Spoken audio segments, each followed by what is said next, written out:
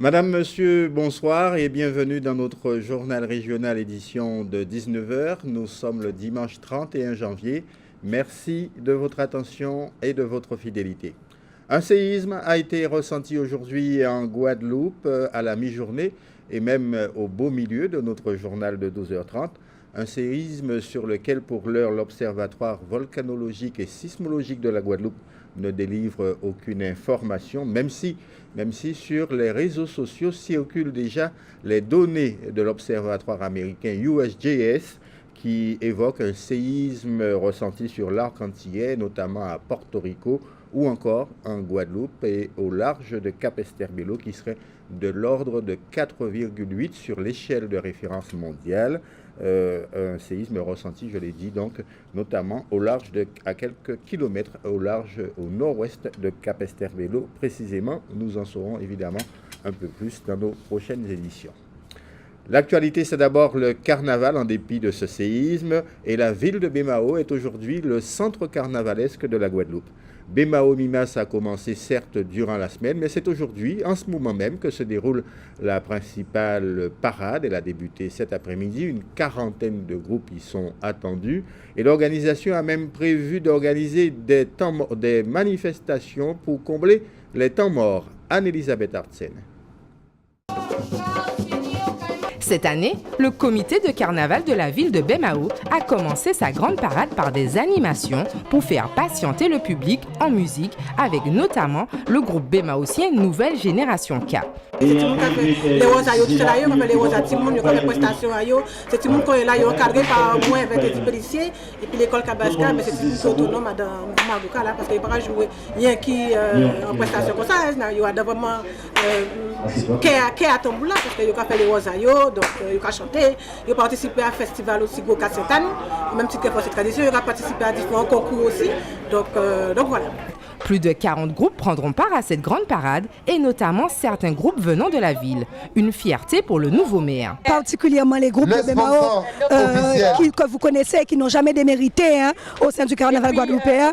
Je veux parler Unité Mass, je veux parler de Pikenga, Pirouni Band, Racine et tous les autres, même Digla, qui sont également des petits groupes qui sont au niveau des campagnes et qui représentent bien la ville de Bémao. Donc nous sommes contents aujourd'hui, c'est la 10e édition. Plus de 40 groupes sont attendus aujourd'hui. Gageons que les choses puissent bien se passer jusqu'à la fin. Après l'ouverture de la parade par les Bikers Girls, les groupes ont commencé leur défilé devant un public venu nombreux pour l'occasion. Cette année, un prix spécial, le Golmas, sera décerné par le public au groupe vainqueur de la grande parade Bémao Mimas.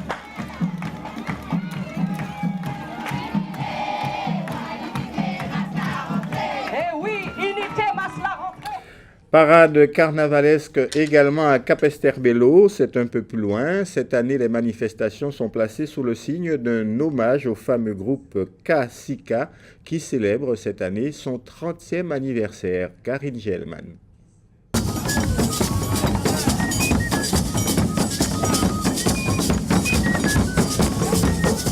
Un défilé hommage à K-Sika, près de 30 groupes étaient présents pour ses 30 ans. Oui, ça a été très important pour nous car le 23, nous avons fait un grand défilé à Marie-Galante et K-Sika y était invité. Ils sont venus nous rendre visite. Alors ce jour, aujourd'hui, pour les 30 ans de K-Sika, nous, la syncopale de Capesterre, nous avons tenu à être présentes. C'est important parce qu'on est un groupe de Capesterre. C'est vrai, c'est important qu'on court ici. Un hommage Oui, son 30e anniversaire. Je lui donne la force, le courage de continuer.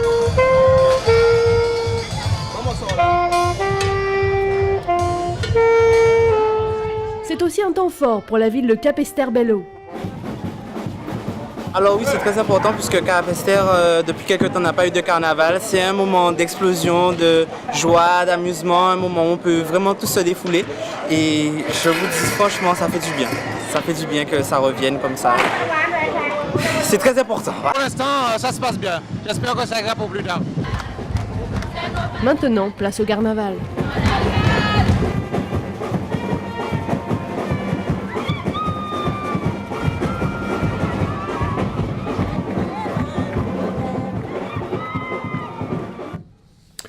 Un mot de politique avec les Républicains de Guadeloupe qui ont désormais une présidente. Elle s'appelle Sonia Petro, une très nette victoire qui était attendue. Elle a nettement battu sa seule adversaire, Claudia Boucher. Madame Petro est adjointe au maire de Basse-Terre, adjointe donc de Marie-Luce Panchard, et elle s'était distinguée à l'occasion des dernières régionales en prenant fait et cause pour Laurent Bernier contre l'avis de la majorité du conseil municipal de Basse-Terre qui avait choisi Harry Chalus. Selon les chiffres de la Fédération guadeloupéenne des Républicains, la participation a avoisiné 60%. Je vous rappelle que cette fédération compte 469 militants à jour de leur cotisation. Les diasporas noires dans le monde, c'était le thème aujourd'hui des manifestations liées au mois de l'Afrique en Guadeloupe. Et dans ce cadre, l'Institut des hautes études de Guadeloupe, qui organisait en même temps son congrès, a organisé une conférence débat sur le thème de la part prise par les Haïtiens en Guadeloupe. Karine Gelman. Le rôle des Haïtiens dans la vie guadeloupéenne, une place trop méconnue que l'IDS, l'Institut des hautes études de la Guadeloupe, entend bien explorer à l'occasion du mois de l'Afrique et pour l'association également le mois des afrodescendants. De la diaspora peuple noir, on met en image, on met en exergue une communauté de la grande communauté que sont les Africains et les afrodescendants. Et cette année, on a choisi de mettre en image, en lumière, tout ce que les Haïtiens ont fait pour l'histoire et font aussi pour l'économie de la Guadeloupe. L'occasion d'explorer la place qu'occupent les Haïtiens dans la société. La population haïtienne qui est constituée en communauté, qui est en train de se construire pendant des années, commence à prendre sa place dans la société guadeloupéenne. Et une place culturelle, on sait bien qu'entre Guadeloupe et Haïti, il y a beaucoup de choses en commun, partagées par les deux peuples. Et Haïti, avec sa particularité, apporte une contribution énorme au point de vue culturel dans la société guadeloupéenne.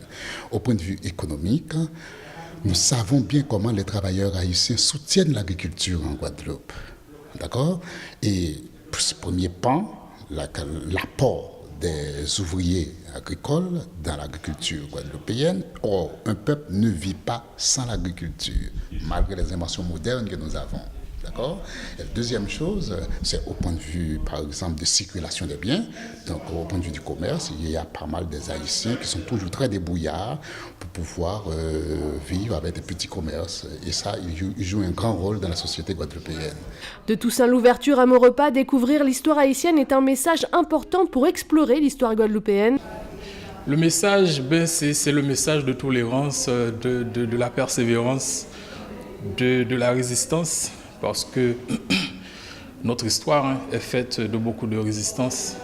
Donc ces grands hommes n'ont fait que résister, quelquefois, à des abominations de quelques-uns d'une classe.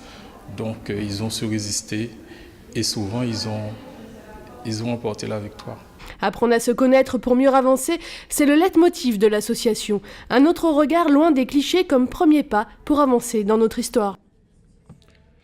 Et Haïti, justement, qui vit, vous le savez, une énième crise politique, eh bien, à quelques jours du terme officiel de son mandat, selon la Constitution, le 7 février prochain, le président Michel Martelly veut engager un processus de transition du fait de l'impossibilité à ce jour d'organiser le fameux deuxième tour de l'élection présidentielle. Une situation donc quasi inextricable. Le Premier ministre Evans Paul devrait signifier sa démission demain. Et Michel Martelly propose la constitution d'un gouvernement de consensus et de transition, un gouvernement qui réunirait toutes les forces politiques du pays. Toujours en lien avec Haïti, elle s'appelle Dominique Anglade, elle fête aujourd'hui ses 42 ans et elle vient d'être nommée, c'était il y a 2 jours, ministre de l'économie du gouvernement provincial du Québec, après avoir été élue en novembre dernier députée. Elle n'est autre que la fille de Georges Anglade, célèbre géographe, écrivain et homme politique haïtien, s'il vous plaît, qui est décédé malheureusement en compagnie de son épouse dans le terrible séisme de janvier 2010. Je vous rappelle que Georges Anglade avait été notamment un farouche opposant des Duvalier père et fils et qu'il avait dû plusieurs fois il avait été contraint plusieurs fois, à l'exil et un exil notamment au Québec, d'où cette progéniture. Voilà qui nous amène à parler de l'actualité dans notre grande région de la Caraïbe avec l'ambition et le programme de la présidence cubaine de l'Association des États de la Caraïbe, une association où devrait siéger Saint-Martin comme membre associé au même titre que la Guadeloupe et la Martinique. Après Haïti, c'est maintenant Cuba qui prend la tête de l'Association des États de la Caraïbe, l'AEC. Lors de la cérémonie d'investiture, le ministre cubain chargé des relations extérieures, Bruno Rodriguez Parfila, a réaffirmé son engagement à continuer à œuvrer pour le renforcement de la coopération régionale, mais surtout de faire de la protection marine sa priorité majeure. En effet, durant cette réunion d'investiture, les résultats d'un séminaire d'experts sur le symposium sur la mer qui s'est tenu à Trinidad en décembre dernier ont été présentés.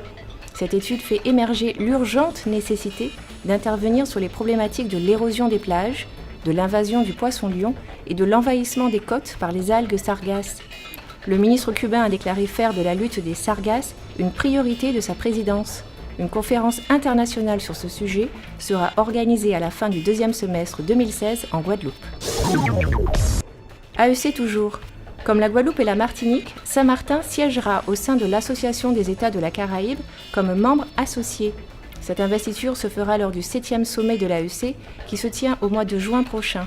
La France restera toujours membre associé de l'AEC au titre de la Guyane et de Saint-Barthélemy, lesquels sont représentés par Véronique Bertil, l'ambassadrice déléguée pour les collectivités ultramarines françaises. Créée en 1994, l'AEC veut être la tribune politique de la Grande Caraïbe. Elle constitue la plus grande enceinte en termes d'organisation régionale dans la zone. Ses priorités sont tournées vers le commerce, le tourisme durable, les catastrophes naturelles et le transport maritime et aérien. Depuis peu, l'AEC a fait de la protection marine sa priorité. Je suis tout simplement heureux. Ce sont les mots de bonheur adressés à la foule par Paul Charles du Guyana lors de la remise de son prix comme roi du carnaval des Caraïbes. Le jeune homme de 29 ans qui est mannequin, danseur professionnel et professeur de musique a surpassé ses 5 autres concurrents. Il a également remporté le prix du meilleur talent et celui du meilleur costume. Paul Charles a précisé s'entraîner pour ce concours depuis mai 2015.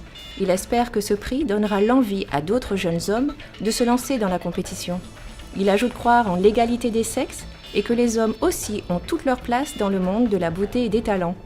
À son retour au Guyana, Paul Charles envisage d'ouvrir sa propre fondation pour aider les jeunes défavorisés à travers les arts de la scène. Pour lui, il suffit de croire en son pays, de croire au carnaval et la victoire est presque garantie. Le concours du roi du carnaval réunit chaque année les représentants des États de la Caraïbe. Cette année, Hercile Charles Jr. d'Antigua et Barbuda a remporté le prix du meilleur maillot de bain et de la meilleure interview. Michael Reedhead de la Grenade a reçu le premier prix de tenue de soirée, tandis que le prix du Monsieur Photogénique est revenu à Dukenson Nozil d'Haïti. Bon carnaval à tous! Et le carnaval, c'est pas fini parce que nous allons en reparler pour refermer cette édition, comme nous l'avons d'ailleurs commencé. Mais pour l'heure, un mot de football avec les résultats de la 14e journée du championnat de division d'honneur. CA Marquisa a défait le Sirocco 2-0. Red Star a tenu en échec le champion sortant, le CSM, 0 partout. L'USR, et c'est le résultat marquant de cette journée, a été défaite sur son terrain par l'Arsenal 2-1. La Gauloise et la Solidarité scolaire ont fait match nul 1 partout. La Juventus a battu l'Amical Club de Marie-Galante 1-0. Match nul entre l'USBM qui fait du surplace et Gourbert 0-0. Et puis le Phare du Canal tenu en échec chez lui par l'Étoile de Mornalo. Il y a eu beaucoup de buts au cours de cette rencontre. 2 partout. L'USR, malgré sa défaite, occupe toujours la première place du classement de la division d'honneur. Comme promis, le carnaval, avec cette initiative de 3 groupes à Pau du Nord-Grande-Terre. Ils ont décidé de s'unir pour construire un carnaval qui s'identifie à cette région qu'ils estiment, comme d'autres, un peu abandonnée. Le reportage d'Éric Pommier. 9h45 ce matin, 45 minutes avant le départ pour la parade. Ici, au pays de la Canne, la bonne ambiance est palpable. Malgré tout, quelques étapes sont incontournables pour obtenir son passeport pour défiler. Tout commence par ce rituel, s'enduire tout le corps de cette texture spéciale que les groupes Massapo connaissent bien pour afficher leur identité. Donc là, en pleine préparation pour passer le gros sirop. Donc là, on passe un fixateur, donc la gouache avec un mélange d'eau. Et là, on va passer le gros sirop et nous allons partir aller. Tout le monde va y passer, il y a du monde, tout sexe et surtout tout groupe confondu. Masboula de Port-Louis, Conte-Goût du Moule et Masbokoka de Mornalo sont ensemble en toute décontraction pour partager cette magie qu'ils programment chaque année depuis 2 ans. C'est justement ça l'originalité du collectif, réunir le savoir-faire de tout un chacun pour une cause commune, un carnaval unique pour donner des couleurs à la région. C'est juste pour faire comprendre à la Guadeloupe entière que masse là a pas rien qui la prête. À part là où masse la prête, qu'est-ce qu'on peut dire ou fait masse tout seul. Nous aussi là nous courir masse, nous faire masse et nous en masse. C'est vrai que l'esprit a masse un grand esprit et plus que jamais l'union qui a fait la force. Et l'union qui montre que je encore pour lui. Par la voie qui n'est pas ni public, mais nous avons fait plaisir, nous avons fait une belle masse. Jean-Louis Loison de Conte-Goutte conforte l'idée que l'union fait la force, que les 3 groupes réunis permettront que cette grande famille du carnaval donne des ailes à une région Nord-Grande-Terre trop souvent délaissée. Et puis il y a cette notion de famille qu'il faut faire perdurer. Absolument, sans famille, c'est-à-dire que quelle que soit la condition nous mettons, nous pouvons joindre nous. Quelle que soit nous habiller musique là, il y a l'unisson, nous pouvons balancer. Quelques particularités pour chaque monde. Donc, mais nous pouvons trouver nous dans la musique là, nous pouvons joindre nous n'importe quel moment, n'importe quel jour, dans toutes conditions, pour les hausses et d'autres activités encore.